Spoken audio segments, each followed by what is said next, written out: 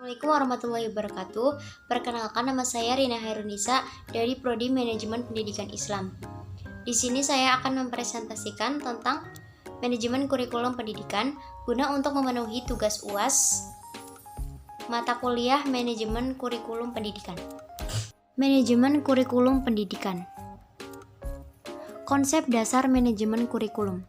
Manajemen kurikulum adalah suatu sistem pengelolaan kurikulum yang kooperatif, komprehensif, sistemik, dan sistematik dalam rangka mewujudkan ketercapaian tujuan kurikulum.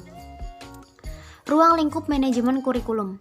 Lingkup manajemen kurikulum meliputi perencanaan, pengorganisasian, pelaksanaan, dan evaluasi kurikulum. Kegiatan kurikulum pada tingkat satuan pendidikan lebih mengutamakan untuk merealisasikan dan merelevansikan antara kurikulum nasional dengan kebutuhan daerah dan kondisi sekolah yang bersangkutan, hingga kurikulum tersebut merupakan kurikulum yang integritas dengan peserta didik maupun dengan lingkungan di mana sekolah itu berada. Selanjutnya, prinsip manajemen kurikulum. Prinsip manajemen kurikulum antara lain produktivitas, demokratisasi, kooperatif efektivitas dan efisiensi, mengarahkan visi, misi, dan tujuan yang ditetapkan dalam kurikulum. Fungsi manajemen kurikulum. Yang pertama, meningkatkan efisiensi pemanfaatan sumber daya kurikulum.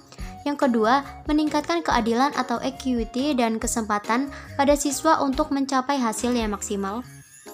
Yang ketiga, meningkatkan relevansi dan efektivitas pembelajaran sesuai dengan kebutuhan peserta didik maupun lingkungan sekitar peserta didik. Yang keempat, meningkatkan efektivitas kinerja guru maupun aktivitas siswa dalam mencapai tujuan pembelajaran. Yang kelima, meningkatkan efisiensi dan efektivitas proses belajar mengajar. Dan yang keenam, meningkatkan partisipasi masyarakat untuk membantu mengembangkan kurikulum. Selanjutnya, karakteristik manajemen kurikulum. Karakteristik manajemen kurikulum dapat dilihat berdasarkan lingkup yang terbatas pada pelaksanaan kurikulum di sekolah atau madrasah, dimulai dari perencanaan, pengorganisasian, pelaksanaan, dan evaluasi kurikulum. Selanjutnya, fungsi-fungsi manajemen kurikulum. Yang pertama ada perencanaan kurikulum. Pengertiannya yaitu suatu perencanaan kesempatan belajar yang dimaksudkan untuk membina siswa atau peserta didik ke arah perubahan tingkah laku yang diinginkan dan menilai hingga mana perubahan-perubahan telah terjadi pada diri siswa atau peserta didik. Fungsinya sebagai motivasi untuk melaksanakan sistem pendidikan sehingga mencapai hasil yang optimal. Komponen perencanaan kurikulum yaitu dalam perencanaan kurikulum meliputi perencanaan terhadap desain, implementasi, dan evaluasi. Tiga komponen tersebut terintegrasi dalam satu kesatuan yang disebut dengan produk. Prinsip-prinsip perencanaan kurikulum. Prinsip yang pertama, perencanaan kurikulum seharusnya berkenaan dengan pengalaman-pengalaman yang dialami oleh siswa. Prinsip yang kedua, perencanaan kurikulum dibuat berdasarkan berbagai keputusan tentang konten dan proses. Prinsip yang ketiga, perencanaan kurikulum seharusnya mengandung keputusan-keputusan mengenai berbagai isu dan topik. Prinsip yang keempat, perencanaan kurikulum harus melibatkan banyak kelompok. Prinsip yang kelima, perencanaan kurikulum dilaksanakan dalam segala tingkatan atau level. Dan prinsip yang keenam, perencanaan kurikulum merupakan suatu proses yang dilakukan secara berkelanjutan. Yang kedua yaitu fungsi pengorganisasian kurikulum. Pengertiannya yaitu merupakan struktur program kurikulum yang berupa kerangka umum program-program pembelajaran yang disampaikan kepada peserta didik guna tercapainya tujuan pendidikan atau pembelajaran yang ditetapkan. Tujuannya untuk mempermudah spesialisasi bahan yang diajarkan lebih terfokus dalam suatu bidang yang menjadi bakat dan minat yang dimiliki oleh siswa dalam proses KBM. Prinsipnya yaitu yang pertama, ruang lingkup atau skop dan urutan bahan pembelajaran. Yang kedua, keseimbangan bahan pelajaran perlu dipertimbangkan dalam organisasi kurikulum. Dan yang ketiga, alokasi waktu. Jenis-jenis pengorganisasian.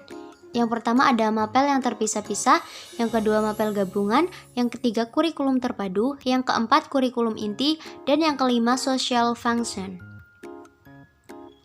Selanjutnya Fungsi pelaksanaan atau implementasi kurikulum. Pengertiannya yaitu penerapan atau pelaksanaan program kurikulum yang telah dikembangkan dalam tahap sebelumnya, kemudian diuji cobakan dengan pelaksanaan dan pengelolaan yang disesuaikan terhadap situasi dan kondisi lapangan dan karakteristik perkembangan intelektual, emosional, serta fisik. Yang selanjutnya, model implementasi. Yang pertama ada Overcoming Resistance to Change atau ORC. Yang kedua, Organization Development atau OD. Yang ketiga, model bagian, unit, dan lingkaran organisasi. Dan yang keempat, model perubahan pendidikan.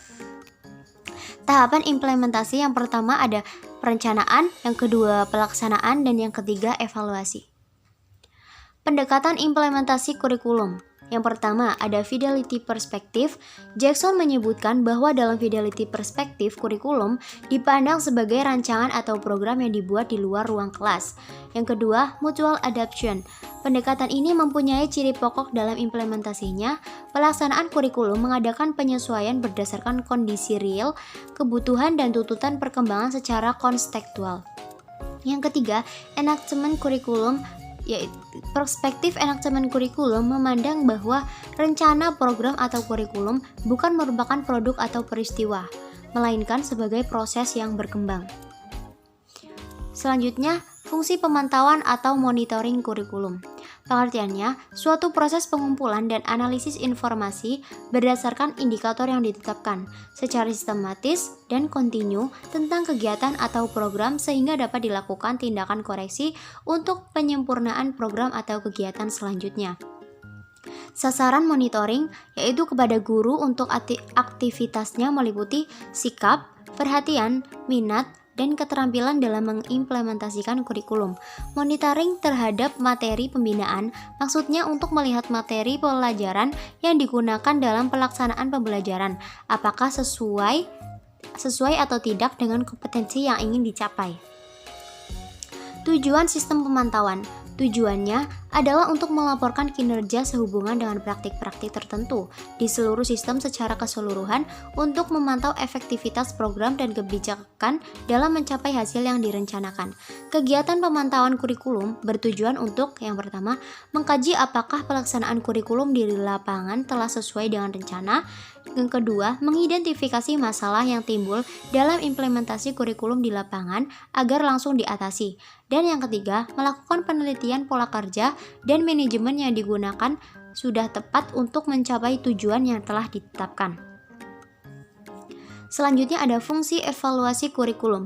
Pengertiannya adalah suatu proses terus-menerus sehingga di dalam proses kegiatannya dimungkinkan untuk merevisi apabila dirasakan adanya suatu kesalahan. Tujuannya untuk menyempurnakan kurikulum dengan cara mengungkapkan proses pelaksanaan kurikulum yang telah berhasil mencapai tujuan yang telah ditetapkan. Evaluasi kurikulum dimaksudkan untuk memeriksa kinerja kurikulum secara keseluruhan ditinjau dari berbagai kriteria. Prosedur evaluasi yang pertama ada evaluasi kebutuhan dan feasibility, yang kedua evaluasi masukan, yang ketiga evaluasi proses, dan yang keempat evaluasi produk. Model evaluasi kurikulum.